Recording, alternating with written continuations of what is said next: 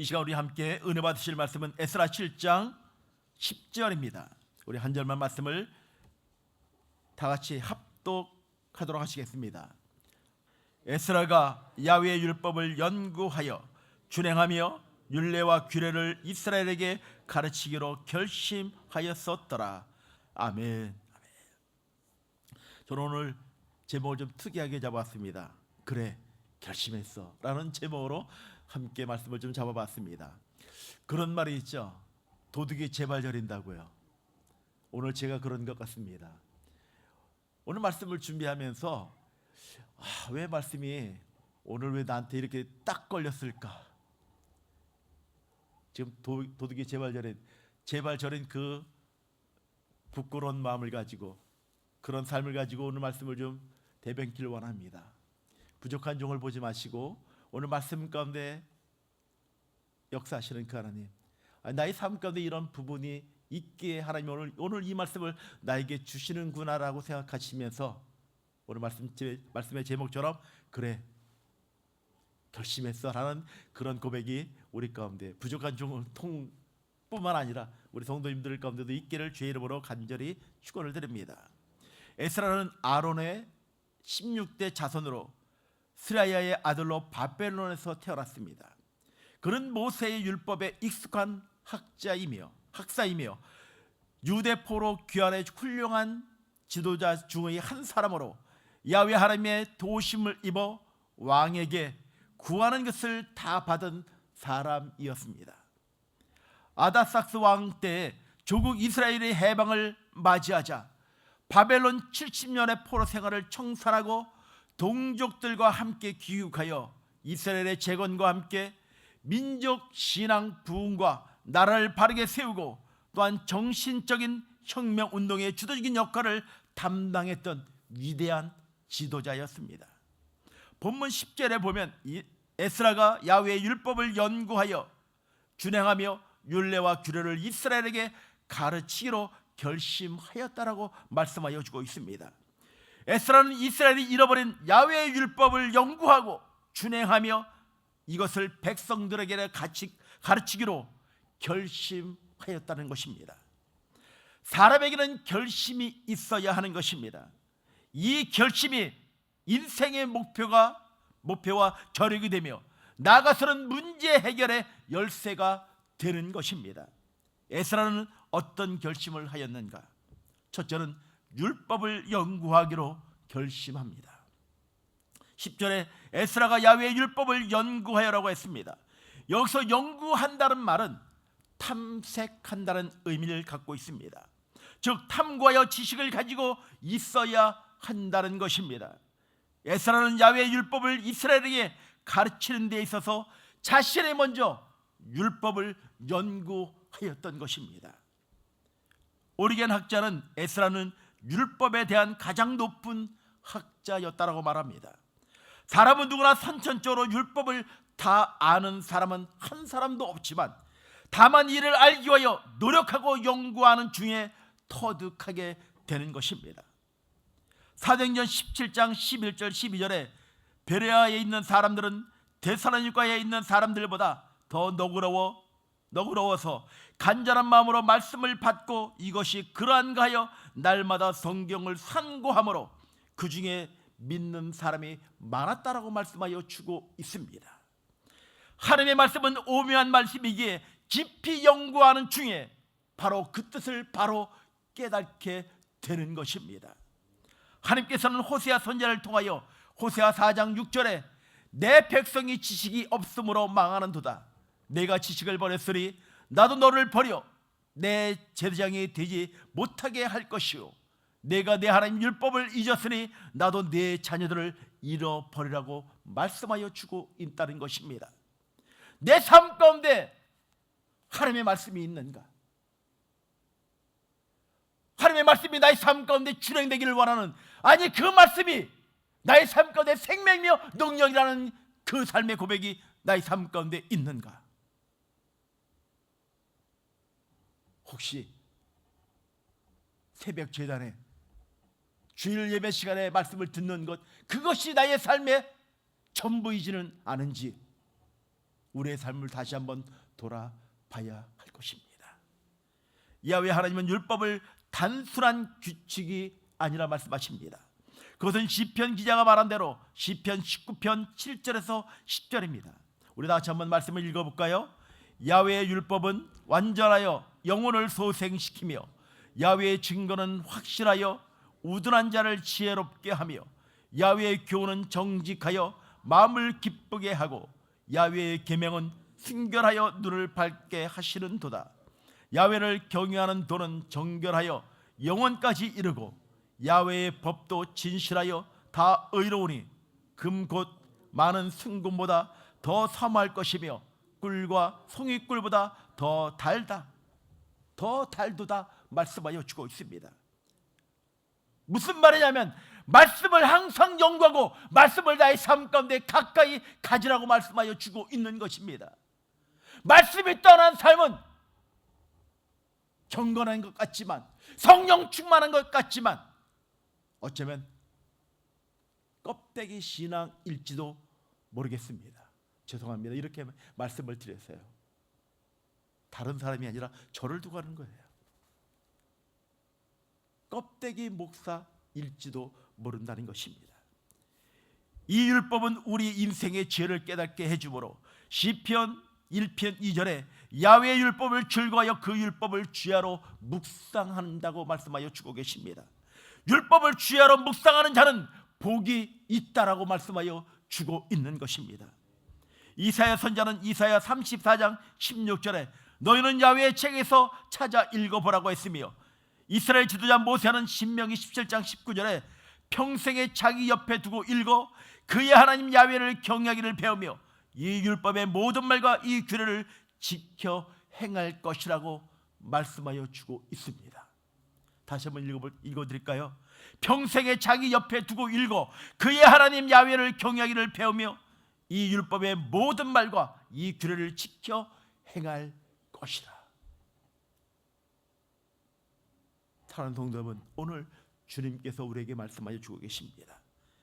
평생에 자기 옆에 두고 읽어 그의 하나님 야훼를 경외하기를 배우며 이 율법의 모든 말과 이 규례를 지켜 행할 것이라. 이 율법의 말씀을 연구할 때 심령이 새로워지고 마음이 기뻐지며 지혜로운 자가 될 뿐만 아니라 하나님께 복을 받게 되는 줄 믿으시길 바랍니다. 그러므로 우리들도 부지런히 성경을 읽고 연구하는 삶이 필요한 것입니다. 올해 우리 교회에서 큐티인 말씀으로 말씀 묵상으로 전교연이 하나 되어 말씀 앞으로 나아가자 선포하고 있습니다. 말씀으로 우리 교회가 새로워지고 신앙의 큰 충만한 역사가 일어나야 하는 것입니다. 저는 침례교 목사이기 때문에 죄송합니다. 이렇게 말씀을 드렸어요. 침례교 목사이기 때문에 그런 것도 아니고 순복음교회이기 때문에 그런 것도 아닌 것 같습니다. 많은 사람들이 그렇게 얘기해요. 순복음교회는 기도만 열심히 한다고요. 근데 와서 보십시면 또 그렇지도 않아요. 순복음교회 성도들이 얼마나 말씀을 붙잡고 하나님께 나가려고 몸부림치는지 와서 많이 좀 느끼는 것 같습니다. 그런데 혹시나 기도는 열심히 하는데 말씀을 떠난 삶이 혹시 나의 삶의 모습은 아닌지 다시 한번 우리의 삶을 돌아봐야 할 것입니다. 두 번째, 율법을 준행하기로 결심합니다. 본문 10절에 에스라가 야훼의 율법을 연구하여 준행하며라고 말씀하여 주고 있습니다.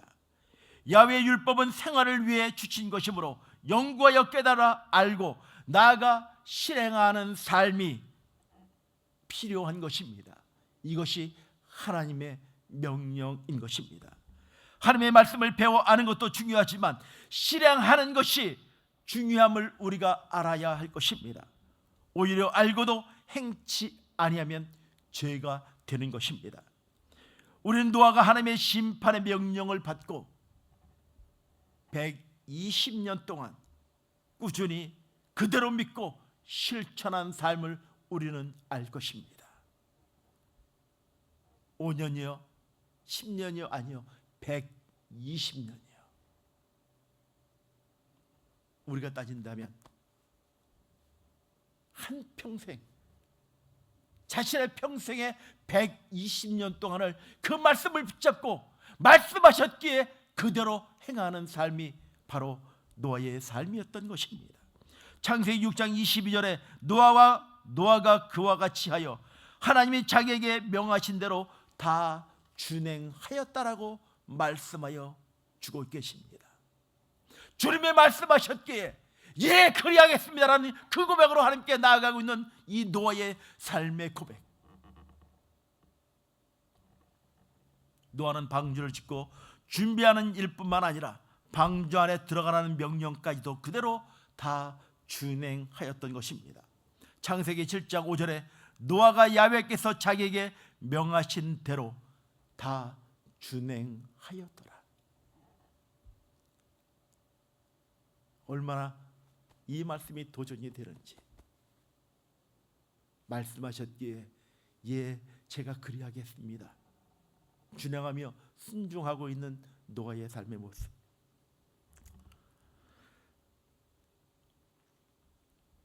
그러므로 이 율법의 근본은 인간을 살리기 위한 생명의 길을 가르쳐 지키도록 명령한 것입니다.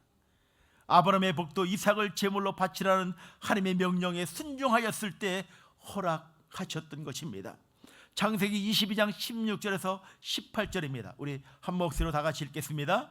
내가 나를 가르쳐 맹세하노니 내가 이같이 행하여 내 아들 내 독자도 아끼지 아니하였은즉 내가 내게 큰 복을 주고 내 씨가 크게 번성하여 하늘의 별과 같고 바다의 모래와 같게 하리니 내 씨가 그 대적의 성문을 차지하리라.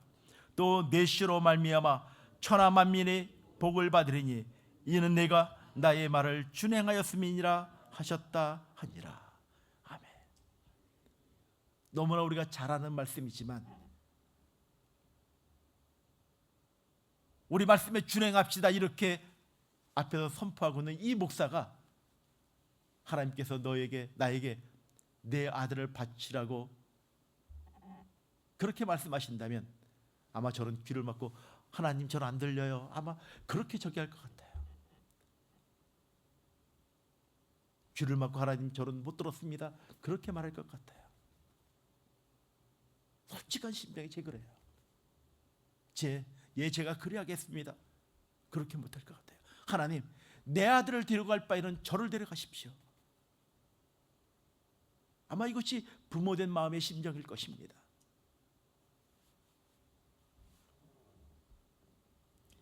일반 학문은 아는 데 머무를 수 있지만 하나님의 율법의 말씀은 아는 대로 실천해야 되는 것입니다. 에스라는 모세의 율법에 익숙한 학사였으므로 말만 하는 지도자가 아니라 하나님의 말씀을 율법을 준행하며 국민들에게 본을 보여준 책임 있는 지도자였다는 것입니다. 그러므로 율법을 준행하는 것은 하나님의 명령에 복종하는 것이며 또한 하나님의 백성으로 성별하는 길이며 성도가 반드시 지켜야 할 의무인 것입니다. 말씀을 준행함으로 노아와 아브라함과 다윗과 같은 축복을 받으시길 주의 이름으로 간절히 축원을 드립니다. 마지막 세 번째는 율법을 가르치기로 결심하였습니다. 10절에 에스라가 야훼의 율법을 연구하여 준행하며 율례와 규례를 이스라엘에게 가르치기로 결심하였다라고 말씀합니다. 하나님의 율법은 우리 인생의 보배인 것입니다. 그러므로 자기 혼자 연구하여 준행만 한 것은 그 보배를 활용하지 않고 사장시키는 것입니다. 그러므로 연구하여 자신이 먼저 준행하면서 백성들에게 가르칠 때 교육의 효과는 100% 나타나게 되는 것입니다. 말씀을 알았다면, 그리고 나의 삶으로 준행하였다면 그 말씀을 전하는 삶이 필요한 것입니다. 내가 전해야지만이 그 말씀이 아름다운 생명의 역사를 잉태하게 되는 것입니다. 오늘 저는 이 새벽 기도를 영상으로 아내가 좀 안 보기를 바라는 마음에서 이 말씀을 좀 나누고 싶습니다. 아내랑 이야기할 때 그렇게 이야기했습니다. 제가 순복음교회 은퇴라고 하면 어떻게 지낼 것인가, 어떻게 살 것인가에 대해서 아내랑 진지하게 이야기해 본 적이 있습니다. 이제 저도 은퇴할 날이 뭐 한 100년이 남았는지 10년이 남았는지 잘 모르겠지만 1년이 남았는지 모르겠지만 은퇴를 하고 나면 어떻게 할 것인가. 저는 전에 한번 TV를 보면서 그 시골 산골에서 혼자 살고 계신 어르신들을 영상으로 보았어요. 그 산골에는 교회도 없고요, 복음을 들을 수 있는 그런 여건이 되지 않는 거예요. 그래서 아내랑 그렇게 이야기했어요. 여보, 우리 은퇴하고 나면 한국으로 돌아가자고. 그리고 차를 사가지고 그곳에 침실을 만들고서 다니면서 시골에 복음을 듣지 못한 어르신들에게 복음을 전하는 삶으로 우리의 인생을 좀 마쳤으면 좋겠다라고 아내에게 얘기했어요. 그랬더니 아내가 한참 이렇게 째려보더라고요. 보면서. 근데 아내는 안 하겠다고 그러진 않아요. 당신이 하겠다면 그것도 참 좋을 것 같다라고 이야기해요. 이 마음이 변할지는 모르겠지만 저는 그렇게 너무 안타깝지 않습니까? 한번 태어나서 평생을 사셨는데 예수 그리스도의 생명을 듣지 못하고 인생을 마무리하는 그분들은 너무 불쌍하지 않은가라는 그 마음이 좀 갖게 되었던 것 같습니다. 그렇게 살고 싶어요. 말씀을 받았다면 그 말씀을 내 삶 가운데서 준행하는 삶도 필요하고 그 생명의 말씀을 전하는 삶도 우리에게는 필요한 것입니다. 출애굽기 18장 20절에 그들에게 율법과 율례와 법도를 가르쳐서 마땅히 갈 길과 할 일을 그들에게 보이리라고 말씀합니다. 신명기 6장 7절에서는 내 자녀에게 부지런히 가르치며 집에 앉아 있을 때든지 길에 갈 때든지 누워 있을 때든지 일어날 때든지 이 말씀을 강론하라 말씀하십니다. 사도 바울은 믿음의 아들 디모데에게 디모데전서 4장 13절에 내가 이를 때까지 읽는 것과 권하는 것과 가르치는 것에 전념하라고 말씀하여 주고 계십니다. 이스라엘 백성들은 포로 생활에서 돌아온 후로부터는 크게 번성하기 시작합니다. 느헤미야 8장부터 10장까지에 보면 이스라엘 백성들이 회개하는 모습을 보여주고 있습니다.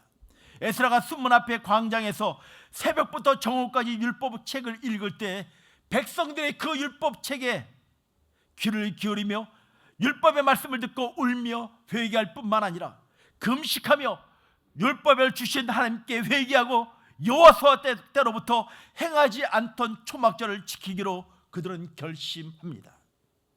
붉은 베옷을 입고 티끌을 무릅쓰고 모든 이방 사람들과 절규하며 서서 자기의 죄와 열조의 허물을 자복하고 낮 사번째 일을 죄를 자복하며 야훼 하나님께 경배하였다라고 말씀하여 주고 있습니다. 에스라가 일어서서 말씀을 선포할 때 그 모든 이스라엘 백성들이 일어나 말씀을 듣고 그들이 자신의 마음을 찢으며 하나님께 회개함으로 나아가는 놀라운 역사가 일어납니다. 그리고 결단합니다. 결심합니다. 내가 오직 주님과 함께 살겠다라고요. 말씀대로 살겠다라고 그들은 결심하며 자신의 모든 것들을 내려놓고 죄된 것들을 내려놓고 이방 여인을 아내로 맞았던 그 모든 것들을 끊어버리기로 결심하며 하나님께 나아가는 삶이 그들에게 있었던 것입니다. 사랑하는 성도 여러분, 말씀이 나의 삶 가운데 생명이 되십니까? 말씀대로 살아가십니까? 그렇다면 말씀을 전하는 삶도 필요한 것입니다.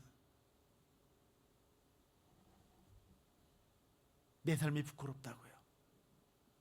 완벽한 삶은 없는 것 같습니다.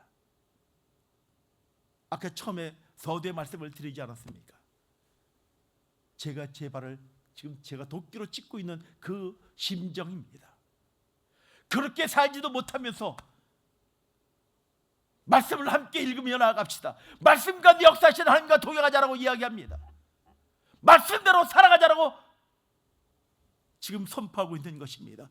그리고 생명 되신 말씀을 전하자라고 부끄러운 종이 자신도 그렇게 살지 못하면서 이렇게 외치고 있습니다. 사랑하는 성도 여러분, 함께 살아 역사하시는 그분을 증거하며 선포하는 우리 사랑하는 성도들의 삶들이 되길 주의 이름으로 간절히 축원을 드립니다.